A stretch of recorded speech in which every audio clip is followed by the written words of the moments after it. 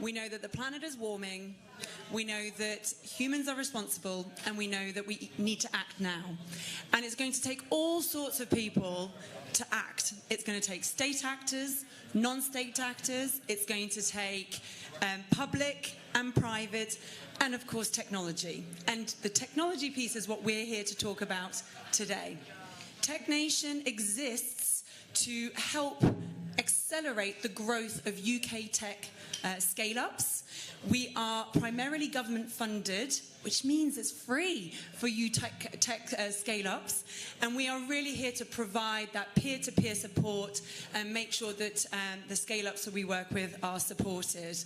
Now, I am thrilled today to be bringing you the future technology right here in this room, because I'm joined by three technology pioneers, and I'm going to introduce them as Joe Parker-Swift, who is CEO from Solivus, who are rethinking the solar power with their thin film solar panels, revenue generating. So with that in mind, I would like to understand from our scale-ups a little bit more about your solution, why it matters, and actually where you are in that scale-up journey. And if I can come to you, Joe, first.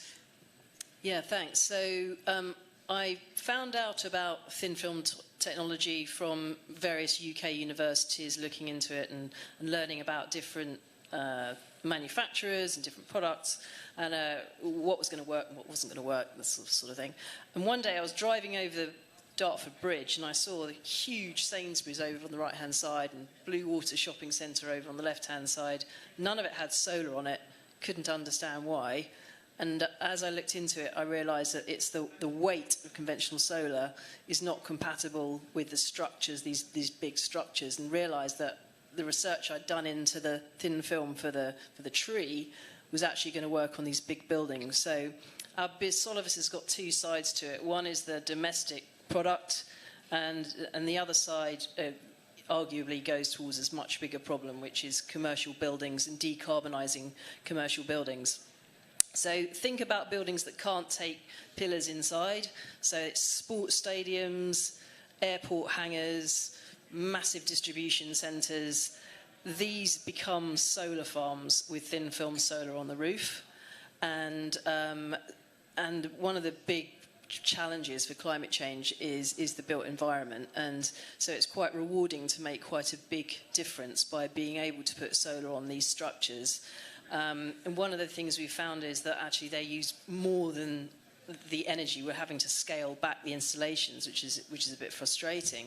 But that then spills over, so like, what can we use this excess energy for?